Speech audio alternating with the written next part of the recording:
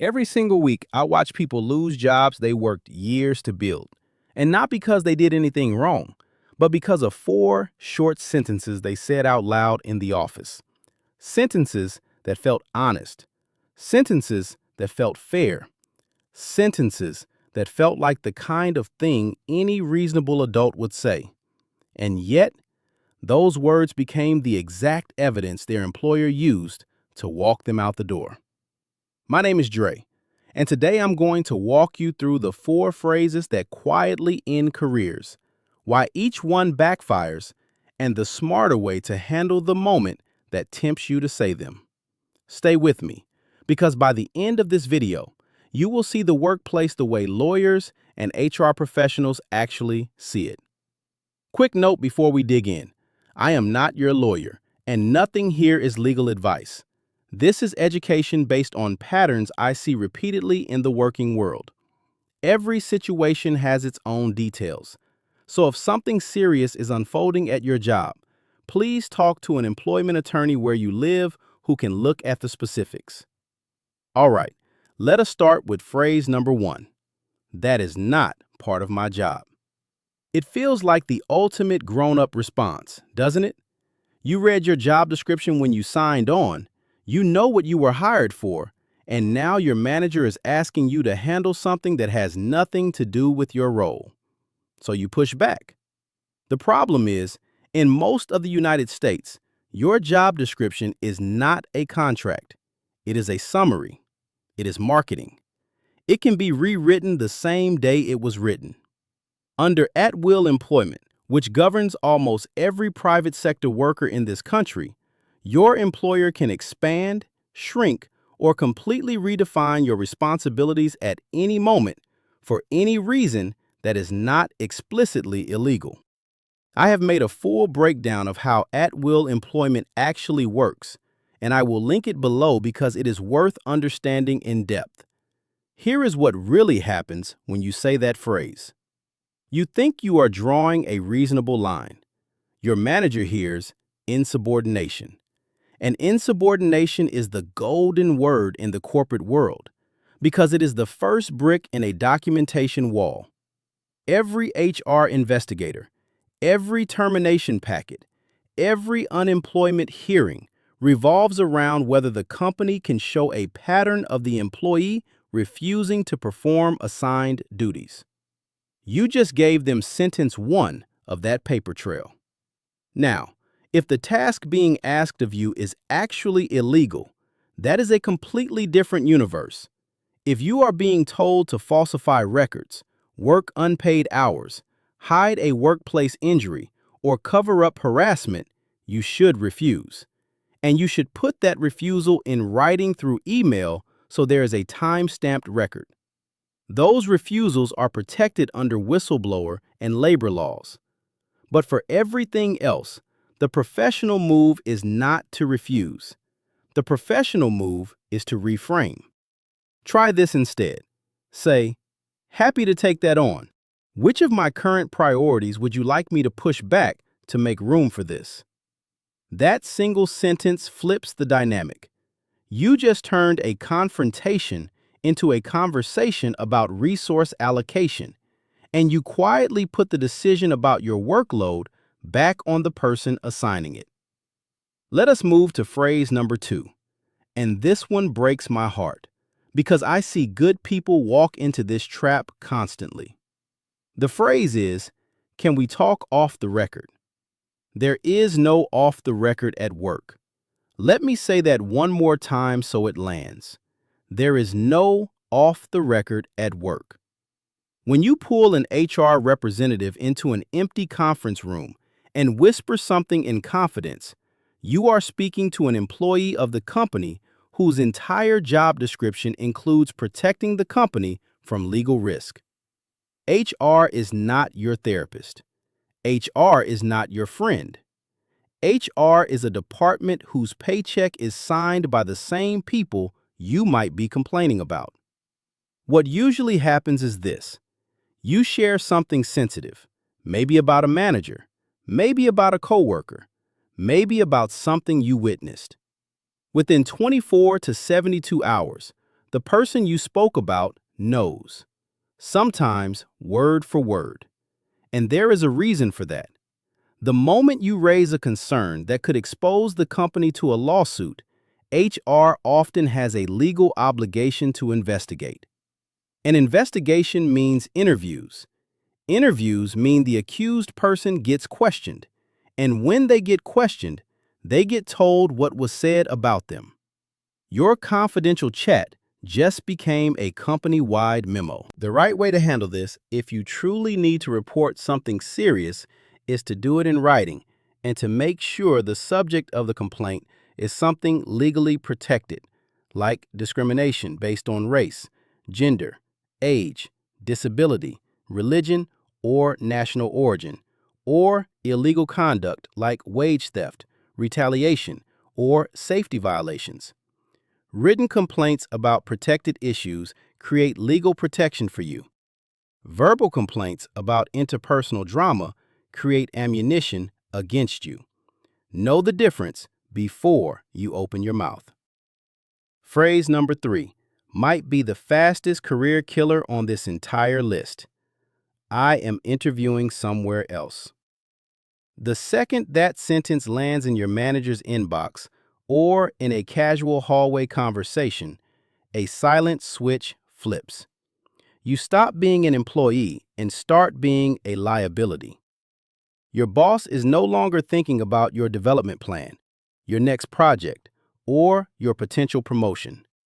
They are thinking about how to protect the team from your departure and how to replace you on their timeline instead of yours.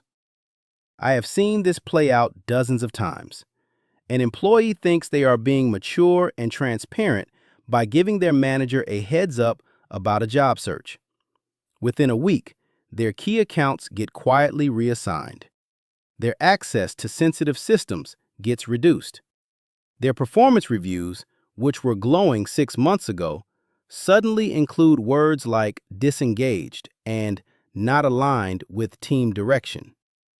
When the layoff list gets drawn up, or when the convenient restructuring happens, guess whose name is on it? At-will employment means they do not owe you a notice period.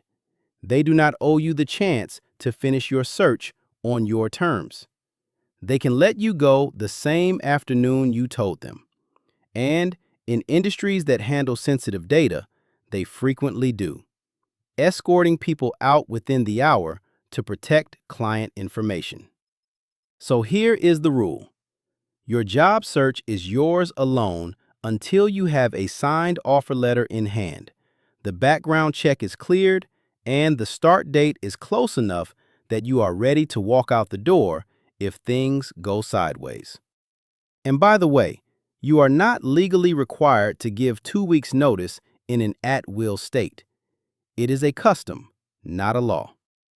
Whether you should give notice depends entirely on your specific situation, and I have done a full video on when notice helps you and when it hurts you, linked below. Phrase number 4 is the one that catches the most good-hearted people off guard because it sounds human and vulnerable and honest. I have got a lot going on in my personal life right now. Maybe you said it to explain why you were late. Maybe you said it to request some flexibility. Maybe you said it because you trusted your manager and wanted them to understand where your head was at. And here is the hard truth. Vague personal disclosures are one of the most dangerous things you can share at work because they give your employer a pre-built narrative about your reliability that they can deploy at any future moment. Here is how it unfolds. You mentioned the personal stuff in May. In July, you miss a deadline. Suddenly, your manager remembers the personal stuff, and a single missed deadline becomes a pattern of distraction we have been monitoring. In October, when the budget gets tight and leadership asks managers to identify underperformers, your name surfaces. Not because you are bad at your job, but because your manager has a paper trail of concerns that started with you volunteering information about your personal life. The brain does something sneaky here. Once your manager knows you have something going on, every normal human mistake you make gets filtered through that lens. You are not tired because everyone is tired. You are tired because of the personal thing. You are not quiet in a meeting because the topic was not your area. You are quiet because you are distracted. The story writes itself, and you handed them the opening paragraph.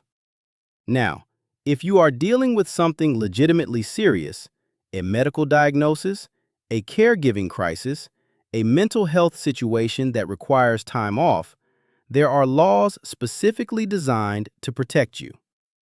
The Family and Medical Leave Act covers qualifying employees at qualifying employers for up to 12 weeks of job-protected leave.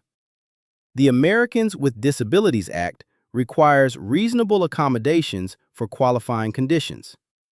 Most states have additional protections that often go further than federal law. Use those frameworks. Make a formal, specific request tied to a protected category. What you want to avoid is the vague, conversational, "trust me, I am human" version of the disclosure. Keep your personal life personal, and when you need protection, ask for it by its legal name. So let us pull all of this together, because the pattern across all four phrases is the same. Every one of them feels reasonable. Every one of them feels like something a normal, honest adult would say. And every one of them quietly moves power from you to your employer, without you realizing the trade happened. The fix is not to become cold or paranoid or fake. The fix is to recognize that work is a structured relationship with specific incentives, and to speak in ways that protect you inside that structure. Do not refuse work. Renegotiate priorities. Do not complain off the record. Complain in writing about legally protected conduct through the proper channel. Do not announce your job search. Keep it silent until the offer is signed and the start date is real. And do not narrate your personal life. If you need protection, request it formally under the law that covers it. One more thing I want you to internalize. You are not your employer's family. You are not their friend. You are a professional in a business relationship, and business relationships run on documentation, incentive, and self-interest. That is not cynicism. That is clarity. And clarity is what keeps your job, your reputation, and your leverage intact. If any of this hit close to home, and you are wondering whether your employer is already quietly building a case against you, I have made a separate video breaking down the exact warning signs that termination is coming. It is linked in the description, and I would genuinely recommend watching it next. If this video gave you something useful, do me one small favor and hit that subscribe button so more of this content can reach workers who need it. Every new subscriber helps the channel grow, and every new video we put out is aimed at giving regular people the same strategic awareness that the people across the table already have. I will see you in the next one.